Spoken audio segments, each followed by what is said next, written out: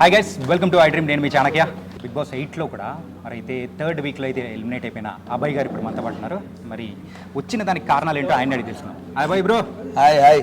ఎలా ఉన్నావు? Super super. బయటకు వచ్చినా కానీ నీలో ఉన్న ఆ తేజస్సు, హ్యాపీనెస్ మాత్రం తగ్గలే. ఏంది కారణం? ఏంది అంటే ఏం లేదు, నేను ఏదున్నా లైఫ్లో ఒక ఎక్స్పీరియన్సే, దాని నుంచి నేర్చుకొని ముందుకు పోవాలన్న మెంటాలిటీ డలింగ్ అది.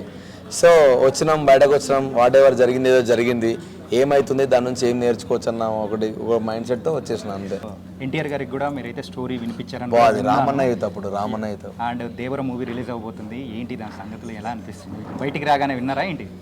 రాగానే ఫస్ట్ మా వాళ్ళందరూ ట్రైలర్ పెట్టారు. అమ్మ ట్రైలర్ ఎప్పుడు వచ్చిందని ఫస్ట్ చూసిన, ఇట్లా ఈగర్లీ వెయిట్ చేస్తా ఉన్నా. అది నేను చాలా క్రేజీ అనిపించింది ట్రైలర్ చూస్తే. ఫాదర్ సన్ బాండింగ్ ఉన్నట్టుంది. నేను ఎక్సైటెడ్ ఉన్నా. September 27 ఆ సినిమా చూడడానికి బయటకు వచ్చిందేమో. నిజంగా తెలుగు బిగ్ బాస్ చరిత్రలో ఇప్పటి వరకు ఎవరికి రాని అనూహ్యమైన పరిణామం నీతో వచ్చింది. రెడ్ కార్డ్ అనేది ఎలా ఉంటుందో కూడా తెలియదు. లాస్ట్ టైం అయితే ఎల్లో కార్డ్ చూసినాం, కానీ నీ వల్ల రెడ్ కార్డ్ అనేది ప్రేక్షకులు అందరూ చూసినారు. ఆ రెడ్ కార్డ్ చూడగానే నీకేమనిపించింది?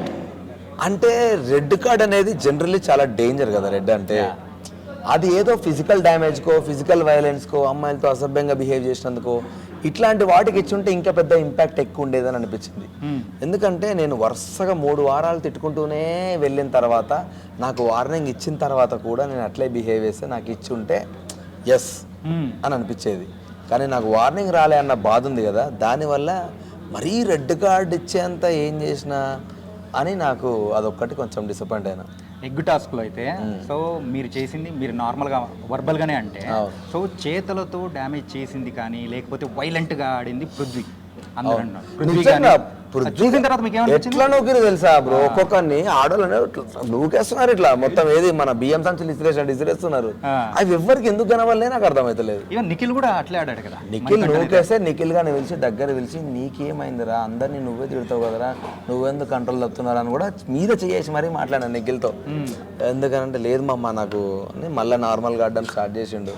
బట్ నాకు కొన్ని నచ్చలేదు. అంటే నువ్వు ఎంత గేమ్ ఆడుకో, సింపుల్ థింగ్ ఏంటంటే ఇద్దరు ఆడవాళ్ళు వచ్చినా వాళ్ళని ఇట్లా చేతులు పెట్టి ఆపేంత స్ట్రెంత్ పృథ్వీకి ఉన్నప్పుడు నూకేయాల్సిన అవసరం లేదు కదా. కానీ ఇక్కడ ఏంటంటే మెయిన్ గా, సో అక్కడ అంత జరిగినా కానీ అక్కడ శనివారం జరిగిన ఎపిసోడ్ లో అయితే నాకు సార్ పృథ్వీది అసలు హైలైట్ చేయలేదు, మీది మాత్రం హైలైట్ చేశారు. ఎందుకు? దీని వెనకాల ఏమనిపించింది? నేను నిజంగా దానికే ఫీల్ అవుతున్నా. నాకు వార్నింగ్ బెల్ ఇవ్వకుండా, నేను చేస్తుంది మిస్టేక్ రా నాకు చెప్పకుండా, నేనైతే పెద్ద మేధావిని అయితే కాదు కదా, నేను తప్పు చేస్తున్నాను తెలవడానికి. ఒక హంగర్లా, బాధల్లా, గేమ్ ఓడిపోయిన దాంట్లో మనం ఎన్నో మాట్లాడతాం. వన్స్ మనం మిస్టేక్ చేసినప్పుడు ఒక్కసారి నువ్వు పిలిచి నాకు వాళ్ళు చెప్పుంటే డెఫినెట్గా నేను అది రిపీట్ చేయకపోయాను. ఆ మాత్రం సెన్సెస్ అయితే నాకు ఉన్నాయి. మాట్లాడుతున్నప్పుడు ఏం మాట్లాడడం తెలియకపోయినా ఈ తప్పుడు అని తెలిసినాకైతే ఆపుకునే సెన్సెస్ అయితే నాకు ఉన్నాయి. సో డెఫినెట్గా చెప్పుంటే అది రాకపోయేది. కానీ వాళ్ళు పోర్ట్రే చేసిన విధానం కొంచెం నేను ఫీల్ అయ్యాను. ఎందుకంటే రెడ్ కార్డ్ అనేది చాలా ఎక్కువ. దాంట్లో నాకంటే దారుణంగా ఆడిన వాళ్ళు ఉన్నారు. వాళ్ళని వదిలేసి నాకెందుకు ఇచ్చారన్నది ఒక నేను బాధ. కానీ హ్యాపీయెస్ట్ థింగ్ ఏంటంటే నా గురించి ప్రేరణ, యష్మి ఇద్దరు లేచి నిలబడి మాట్లాడినారు. వాడంతా డేంజర్గా ఏం చేయలేదు. నాకు అది చాలా బాగా అనిపించింది. అంటే ఏంటంటే, సో లోపల ఉన్నప్పుడు వీళ్ళు నా వాళ్ళు రా అని అనుకున్న వాళ్ళు బయటకు వచ్చేటప్పటికి అరే ఏంట్రా ఇది అని అనిపించిన సందర్భంలో ఉన్న కంటెస్టెంట్స్ ఎవరు? నిజంగా వీళ్ళు నా వాళ్ళు అనుకున్న తర్వాత వీళ్ళు ఇట్లా మాట్లాడుతుర్లేదురా అని ఫీల్ అయింది మా 3 ఫ్రెండ్సే. నిఖిల్, పృథ్వీ, సోనియా అనే. గేమ్లో ఒక రకంగా ఉంటారు, గేమ్ బయటపోగా. అందుకు 2 రోజులు వాళ్ళతో మాట్లాడలే కూడా నేను. 2 డేస్ ఎగ్ టాస్క్లో వాళ్ళతో మాట్లాడకపోతే నిఖిల్ గారికి అర్థమైంది.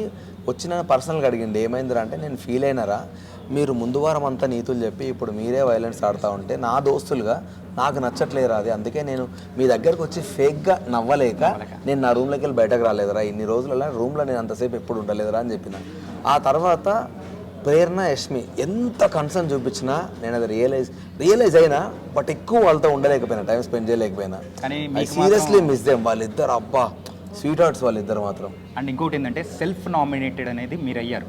అవును. సో అది తప్పు చేశానని మీకు ఎప్పుడైనా అనిపించింది? నిజంగా అనిపించలేదు. నేను మనస్ఫూర్తిగా మా నాన్న వాచ్ వాడు నాకు గిఫ్ట్ ఇచ్చినందుకు వాడికి ఏదో రకంగా నేను రిటర్న్ చేయాలరా, రీపే చేయాలరా అని అనిపించినప్పుడు నాకు దొరికిన అదొక ఆపర్చునిటీ లాగా చూస్ చేసుకున్నా.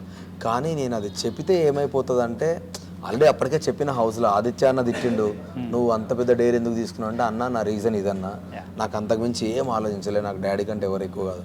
సోనియా అడిగింది, సోనియా కూడా ఇదే మాట చెప్పి ప్లీజ్ నిఖిల్తో మాత్రం నేను ఎందుకు నామినేట్ చేసుకున్నాను, నాతో వానితో అనుకో అని చెప్పిన. అందుకనే వాడు ఎన్నిసార్లు అరే సెల్ఫ్ నామినేట్ చీప్ అని నా మీద జోకులు వేసినా కూడా ఎప్పుడు నేను అది కన్వే చేయలే వాడికి, ఎందుకంటే నాకు వాడు చెప్పడం నచ్చలేదు.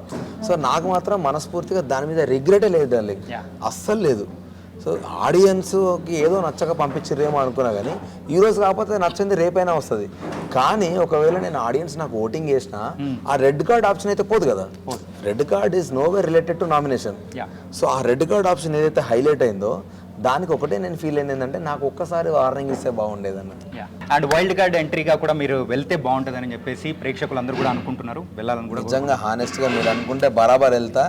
ఏవైతే నేను ఆడలేకపోయినా లేకపోతే నేను ఇట్లా చేసినాను అన్నారో అవి రిపీట్ కావు, ఫినాలే దాకా బయటకు రాను, ఇదైతే నా గ్యారంటీ. ఆల్ ద బెస్ట్ అన్న. Thank you bro, thank you so much, thank you. So guys అదనమాట మరి అభయ్ గారి ఇంటర్వ్యూ. మరో ఇంటర్వ్యూతో మళ్ళీ కలుద్దాం. అంతవరకు take care, this is your channel.